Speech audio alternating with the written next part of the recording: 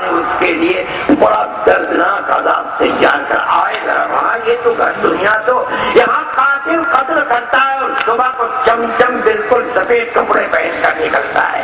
خدا کے گھر میں قاتل کو قتل کی سزا کیا ہے؟ اعد له عذابا عظیما، دردناک عذاب ہے، تیار ہے رکھا ہوا۔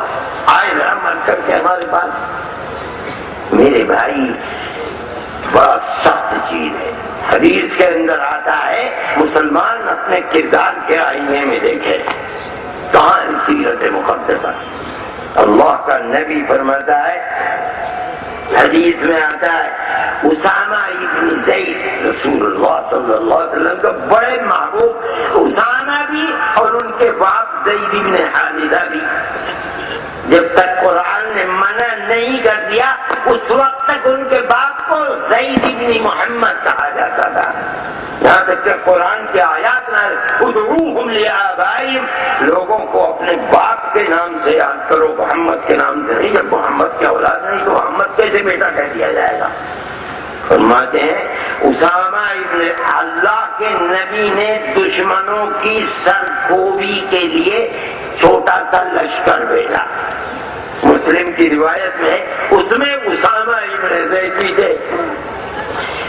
اس لشکر، وہ جو دشمن تھے ان سے پہلے ان کا ایک آدمی ملا راستے میں جو بکریاں چرا رہا تھا، اس نے دیکھا انہیں آتے ہوئے تو دور سے دیکھ کر کہا السلام علیکم۔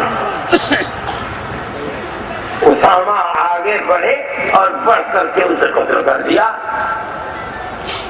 اب اس کا سلام کرنا تو یہ بتا رہا ہے کہ وہ جن سے جو دشمن تھے وہ ان دشمنوں میں سے نہیں تھا، اس لیے ساتھیوں نے کہا کہ اسامہ تم نے کیسے اسے قتل کر دیا؟ اس نے تو السلام علیکم کہا تھا، اس کا مطلب یہ ہے کہ جن دشمنوں کو سے جنگ کے لیے بھیجا گیا یہ ان دشمنوں میں سے نہیں ہے۔ اسامہ نے کہا نہیں انہی میں سے تھا، اس نے تو اپنی جان اور اپنا مال بچانے کے لیے سلام کیا ہمیں، ورنہ یہ در حقیقت انہی کا فرق تھا جن سے لڑائی کے لیے ہمیں بھیجا گیا۔ کہا نہیں یہ نہیں ہوگا، چلو اللہ کے دربار میں چل کر اس کا فیصلہ ہوگا۔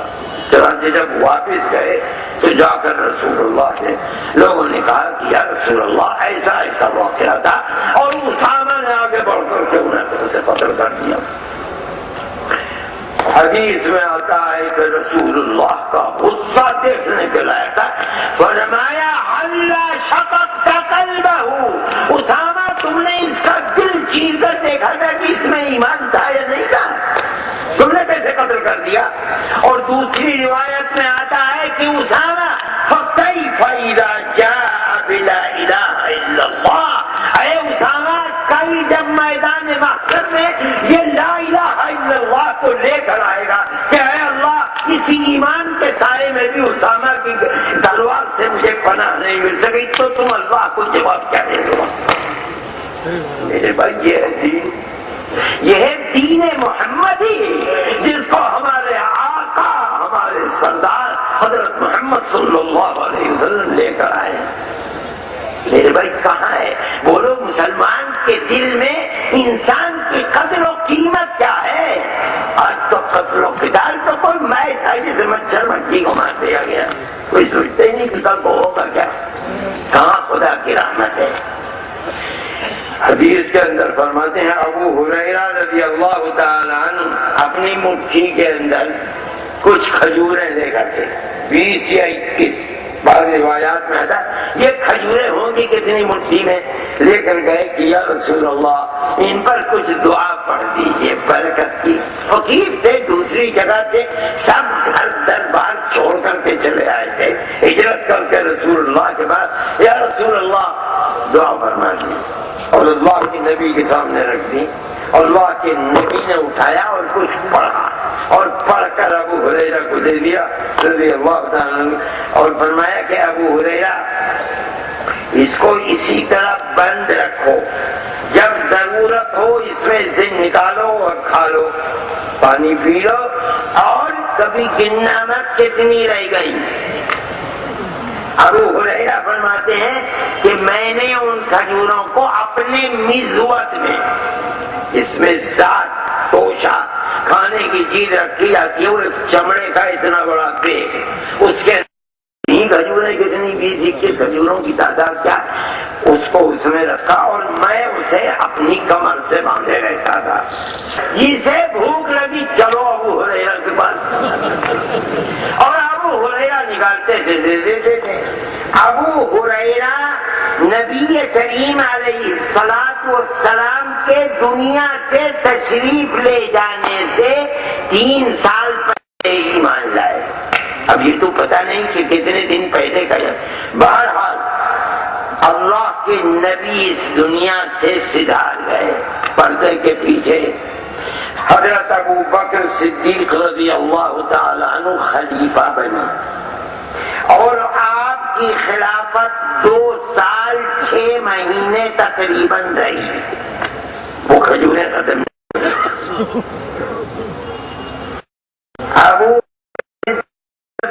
ابو تعالی عنہ کا انتقال ہوا تو آپ نے عمر بن الخطاب کو امیر المومنین بنا دیا. حضرت عمر رضی اللہ تعالی عنہ 10 سال تک خلیفۃ المومنین امیر المومنین رہے ہیں. کھجوریں ختم نہیں ہوئی. سال بھر میں کیڑا لگ جاتا ہے کھجور میں، نہ کیڑا لگا نہ کھجوریں ختم ہوئی. پھر حضرت عمر رضی اللہ تعالی عنہ کو شہید کر دیا ابو لؤلؤہ فیروز نے. ان کی شہادت کے بعد آپ نے جو 7 نفری کمیٹی بنائی تھی، اس کمیٹی نے حضرت عثمان رضی اللہ تعالی عنہ کو امیر المومنین بنا دیا. وہ 12 سال امیر المومنین رہے. وہ کھجوریں ختم نہیں ہوئی. 12 اور 10 اور 2 ان کے حضرت ابو بکر صدیق 24 سال. فرماتے ہیں ابو ہریرہ رضی اللہ تعالیٰ عنہ حضرت عثمان رضی اللہ تعالیٰ عنہ کے خلاف بغاوت ہوئی اور ان کو ان کے گھر میں بند کر دیا گیا.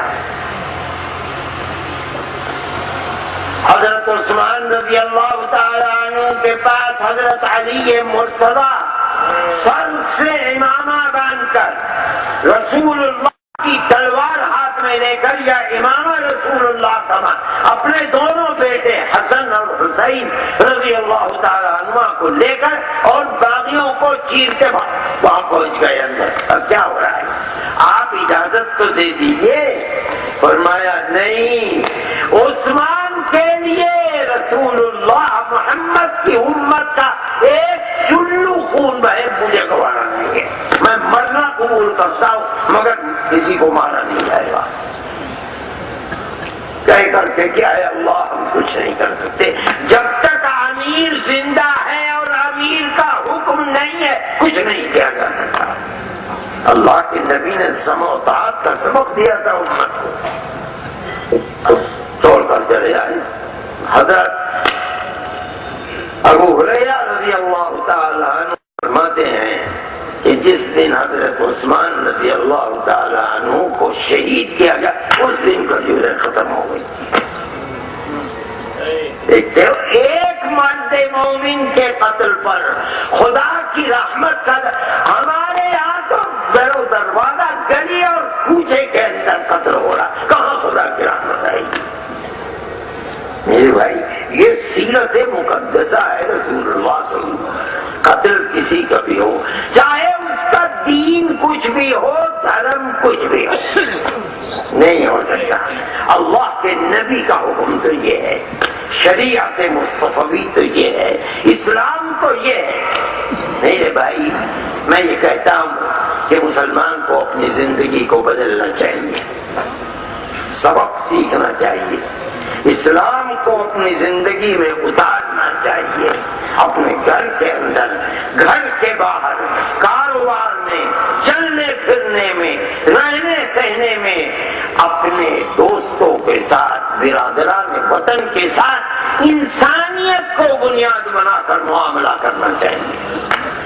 یہی تعلیم ہے رسول اللہ صلی اللہ علیہ وسلم. یہ نہیں کہ مسلمان کے ساتھ اچھا رہے، غیر مسلم کے ساتھ نہیں نہیں نہیں نہیں.